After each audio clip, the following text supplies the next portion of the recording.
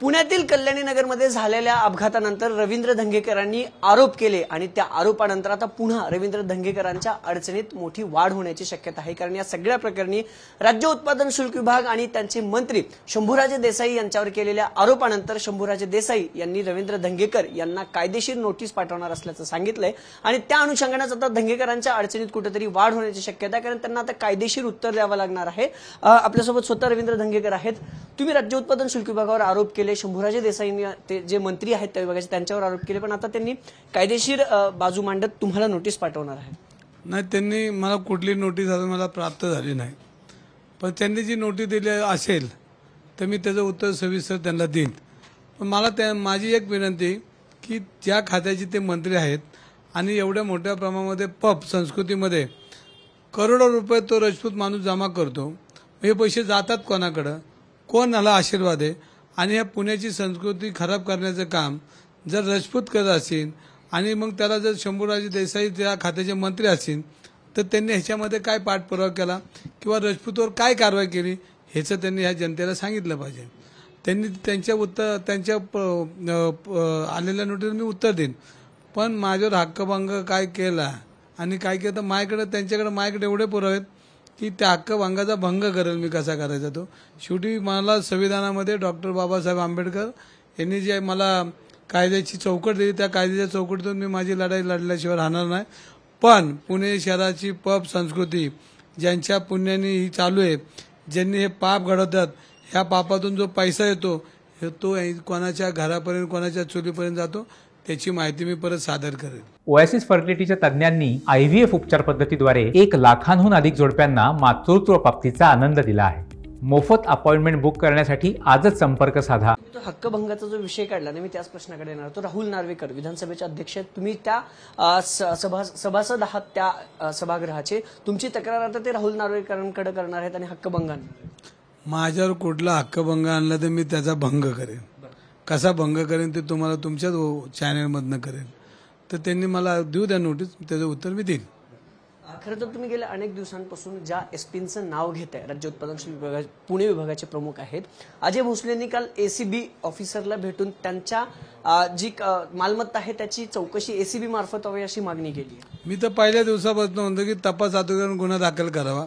अजय तावरेनं जो गुन्हा दाखल केला रिकव्हरी केली तशी रिकव्हरी या पोलिसांकडनं करावी, त्यांच्यावर फौजदारी गुन्हा दाखल करा आणि राजपूतवर गुन्हा दाखल करून त्याला जेलला पाठवलं पाहिजे, तर ही संस्कृती संपेल।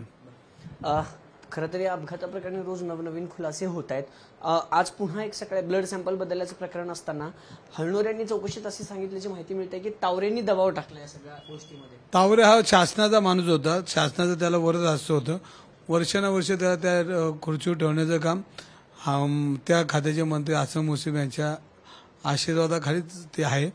आणि ते चोराच्या उलट्या बंबा अधीक्षक ठरवतो का खाली कोण, डीन ठरवतो का खाली कुठली लोक पाहिजे, सरकारचा आदेश पाळणार आहे तो। पण ह्याच्यामध्ये एक शंका वाटते की हा तपासाचा भाग असू शकतो। डीनला जर शासन होतं तर पोलीस आयुक्ताला झालं पाहिजे, पोलीस आयुक्ताला झालं तर राजपूतला झालं पाहिजे, कारण त्या सिस्टीममधनं चुकीचा कारभार तपास अधिकाऱ्यांनी चालू केला। म्हणजे अजय तावरेला अटक होताना 2 निलंबित तपास अधिकारी अटक व्हायला पाहिजे। याला धरून एक प्रश्न आहे। खरं तर काल डीन जे आहेत ससूनचे विनायक काळे यांनी एक पत्रकार परिषद घेतली, त्यात त्यांनी संबंधित मंत्र्यांनी सुनील टिंगरेंच्या पत्रावर सही केल्यानंतर अजय तावरेंची नियुक्ती झाली असं सांगितलं आणि अवघ्या 1 तासात त्यांना सक्तीच्या रजेवर पाठवण्यात आलं। त्या मंत्र्यांनी, वैद्यकीय शिक्षण मंत्र्यांनी दबाव आणला असावा असं वाटतं। ह्याच्यामध्ये मला एक शंका वाटते की डीन काळे हे मॅटमधनं नियुक्ती झालेली आणि सरकारला चॅलेंज देऊन त्या ठिकाणी आलेत, त्यामुळे त्यांच्यावर काय कुरघुडी करण्याची शक्यता आहे का अशी शंका मला वाटते। आणि ह्यांच्या विचाराचा कोण डीन तिथं आणून ह्या सगळ्या केसमध्ये सारव करायची आहे का ही शंका त्याच्यामध्ये मला येते। पण जर डीनला ताकीद दिली तर पोलीस आयुक्ताला ताकीद दिली पाहिजे, कारण पोलीस आयुक्ताचे खालचे तपास अधिकारी चुकलेले आहेत। डीन चुकलं, अजय तावरे चुकला म्हणून डीन चुकला, पोलीस अधिकारी चुकले मग आयुक्त त्याला कारणीभूत आहे।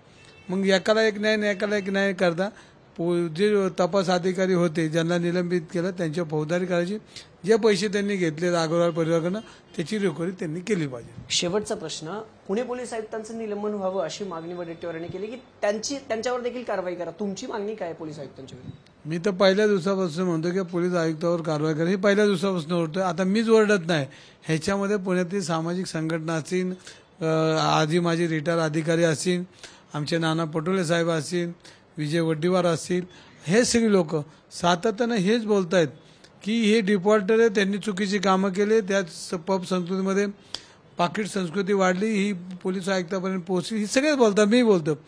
पण हे राज्यकर्ते ह्याच्याकडे लक्ष देत नाही, वाचवण्याचा प्रयत्न करतात, कारण यांचा हप्ता त्यांच्यापर्यंत पोहोचतो याचा अर्थ, त्यामुळे ते वाचवण्याचा एकमेकाला प्रयत्न करतात. खरं तर या सगळ्या प्रकरणी राज्य उत्पन्न शुल्क विभाग आणि शंभूराजे देसाई यांच्यावर आरोप केल्यानंतर शंभूराज देसाई रवींद्र धंगेकरांना कायदेशीर नोटीस पाठवण्याच्या तयारीत आहेत. पण आतापर्यंत मला कुठलीही नोटीस प्राप्त झाली नाही. पण माझ्यावर जर विधानसभेत हक्कभंग आणला तर माझ्याकडे इतके पुरावे आहेत की मी त्यांचा भंग करेन, असा इशारा रवींद्र धंगेकरांनी सरकारला दिलेला पाहायला मिळतोय. कॅमेरा पर्सन अभिजित पिसेसह अभिजित पोते, TV9 मराठी.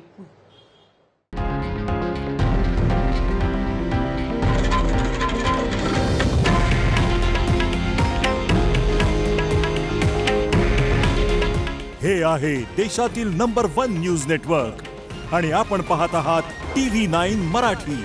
काळजी तुमची, हित महाराष्ट्राचं.